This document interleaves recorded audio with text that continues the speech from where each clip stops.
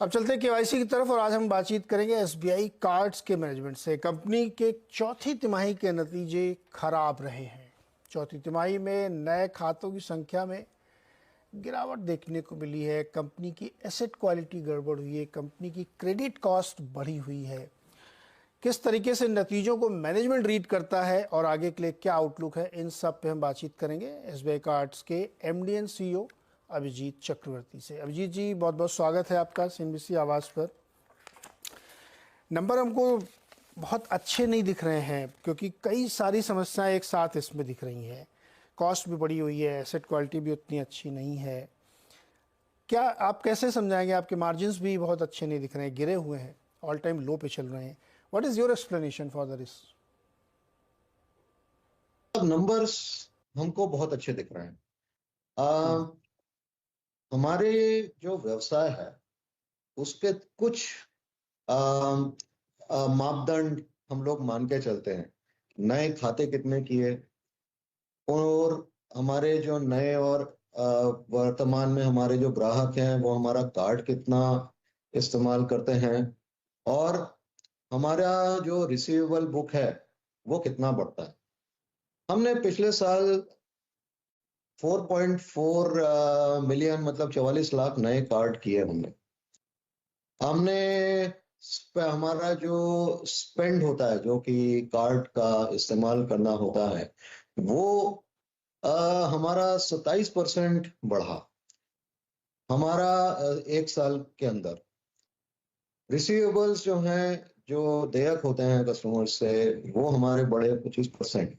सो 25% का स्पेंड बढ़ना, रिसीवेबल बढ़ना, उससे हमारा जो है ब्याज की जो आय है वो बढ़ती है। हमारी जो फी बेस्ड इनकम है वो बढ़ती है। तो अगर मेरा स्पेंड बढ़ रहा है, मेरे रिसीवेबल्स बढ़ रहे हैं और नए कार्ड हो रहे हैं, तो हमारे लिए तो ये अच्छा व्यवसाय है और अच्छे सूचक है हमारे लिए। लेकिन चक्रवर्ती जी, मुझे समझ में नहीं आ रहा। आप अच्छे नतीजे कह रहे हैं, आपकी कॉर्पोरेट स्पेंड में 55% की गिरावट है क्वार्टरली, आपकी रिटेल स्पेंड में 6% की गिरावट है क्वार्टरली, और मार्जिन्स भी आपके 4 साल के लोस पे, फिर भी आपके रिजल्ट अच्छे हैं। क्यों? कॉर्पोरेट स्पेंड तो मेरा एक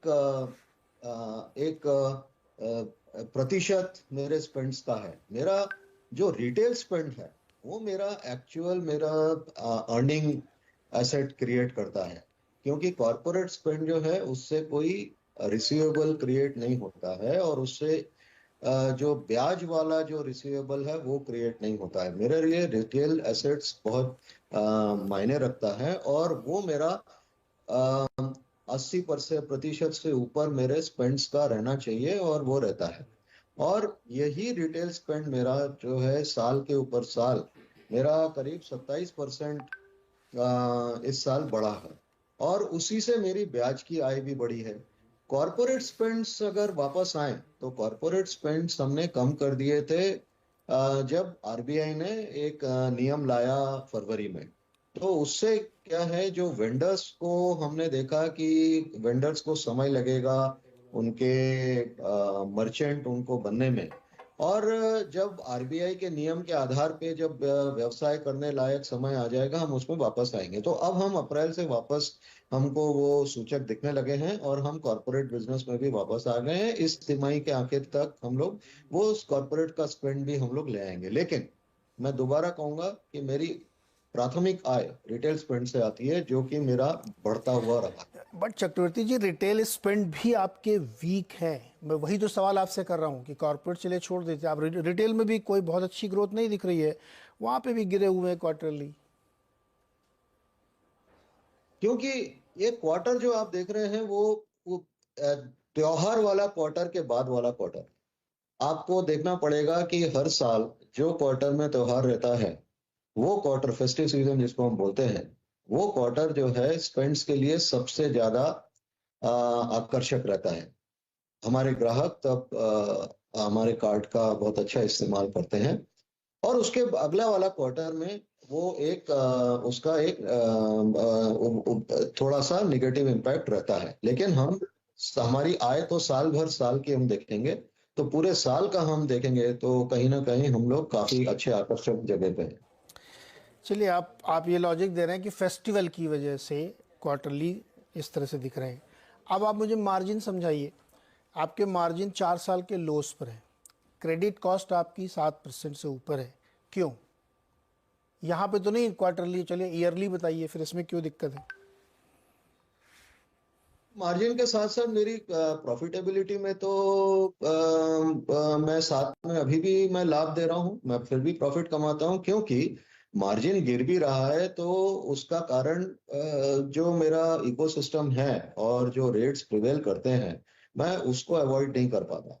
लेकिन अ, जब आने वाले समय में अगर कभी जो इकोसिस्टम का रेट में अगर हमको रुझान देखा नीचे की तरफ, तो हमारी मार्जिन भी कम होंगी। लेकिन क्या मेरा प्रॉफिट करना मैंने कमाना बंद कर दिया? मैंने इस साल भी पिछले साल से ज्यादा 7% प्रॉफिट लेके आया, क्वार्टर ऑन क्वार्टर 11% मैंने प्रॉफिट कमाया। सो ये दिखाता है कि मेरा अगर मार्जिन कम हो रहा है तो मैं उसको कहीं ना कहीं ग्राहकों को भी पास ऑन कर पाता हूँ, मेरी एसेट बिल्टअप में वो पास ऑन हो गया। इसका इम्पैक्ट एसेट क्वालिटी पे आएगा सर। खैर एनीवे, क्या ये मानना ठीक होगा कि आपका रिवॉल्वर रेट इम्प्रूव हुआ है, इसकी एक वजह कॉरपोरेट स्पेंड्स में गिरना है? कॉर्पोरेट स्पेंड्स का रिवॉल्व रेट में कभी भी इम्पैक्ट नहीं आया था ना, क्योंकि मैंने बताया ना कि कॉर्पोरेट से कोई रिवॉल्वर तैयार नहीं होता है, कॉर्पोरेट से कोई ब्याज की आय नहीं आती है। ये शायद पूरा हमारे व्यवसाय में पता है। आ, लेकिन जिस समय जो परिस्थिति रहती है, उस परिस्थिति के अंदर काम करके और एक लाभप्रद व्यवसाय चलाना, ये सबसे ज्यादा इम्पोर्टेंट है, और हम लोगों ने वो करके दिखाया है और आगे भी करें। ओके, FY25 के लिए, करंट ईयर्स के लिए आपकी मार्जिन्स की और क्रेडिट कॉस्ट की क्या गाइडेंस है? मार्जिन्स हमारा हमने 11.3% पे साल भर का क्लोज किया था। मार्जिन्स हमको लगता है कि इसी लेवल पे रहेगा, अगर थोड़ा सा कम भी हुआ तो भी हम उसका इम्पैक्ट, अगर हमारा कॉस्ट का फंड थोड़ा बढ़ा भी तो हम उसको पास ऑन कर देंगे। तो मार्जिन्स हमको नहीं लगता कि बहुत ज्यादा इस पे मार्जिन्स पे हम इम्पैक्ट आएगा। क्रेडिट कॉस्ट हमने बताया है कि थोड़ा समय और क्रेडिट कॉस्ट अभी बढ़ा हुआ रहेगा, जिस बढ़ा हुआ मतलब जिस लेवल पे हम लोग हैं उस लेवल पे लगभग और रहेंगे, क्योंकि हमने देखा है कि कुछ ग्राहकों के द्वारा भुगतान करने की क्षमता अभी सीमित है। तो लेकिन ये जैसे जैसे हमने जो न्यू एक्विजिशन किए हैं और पिछले साल हमने जो भी अपने एक्शंस लिए थे पोर्टफोलियो में, और हमारी जो एक्विजिशन स्ट्रेटेजी जो हमने बदली थी, उसका इम्पैक्ट हमारा करंट पोर्टफोलियो में काफी अच्छा रहा है। अभी करंट एक्विजिशंस हमारी अच्छी हैं, अच्छी ठीक चल रही हैं, और जैसे जैसे इनका मिश्रण बढ़ेगा हम पाएंगे कि क्रेडिट कॉस्ट का भी हमारा इम्पैक्ट आएगा, और ये नीचे की तरफ इसका रुझान है। ओके चतुर्थी जी, एसेट क्वालिटी में भी लगातार हम लोग देख रहे हैं वीकनेस है। इसमें कब तक आप इसको फिक्स कर लेंगे, या फिर ये माना जाए कि बहुत सारे रेगुलेटरी इश्यूज है, इसकी वजह से थोड़ी दिक्कत बनी रहेगी? एसेट क्वालिटी, चूंकि मैंने बताया ना कि मेरा ग्राहक जो जिसको मैंने कार्ड दिए थे वो जाके और उसको जब लोन मिल गए, लेकिन क्षमता उसकी रिपेमेंट करने की कम रही, तो कहीं ना कहीं वो मेरे को पैसा देर से दे पा रहा है, और जितने समय में मुझे चाहिए उतने समय में तुरंत नहीं दे पा रहा है। तो एक एक एक प्रतिशत मेरे पोर्टफोलियो का, मेरे ग्राहक की कुछ संख्या में ये लोग अभी मेरे को थोड़े दिनों में पैसा नहीं दे पा रहे, तो वो इसीलिए वो ग्रॉस एनपीए का नंबर थोड़ा सा बढ़ा हुआ दिखा है। और आने वाले समय में मैंने जैसे कहा कि ये फ्लैटिश रहेगा, और आने वाले समय में हमको जैसे जैसे नए ग्राहक और आते जाएंगे और हमारा ओवरऑल हमारा एसेट बुक बढ़ेगा, तो ये प्रतिशत सीमित रहने की संभावना है। ओके, लास्टली ये एक चीज़ और समझना चाहता हूँ कि क्या जो काफ़ी एग्रेसिवली आप लोग कार्ड अपने सेल करते हैं, इसको थोड़ा सा चेक करने की ज़रूरत है, क्या ये एक परेशानी का सबब है?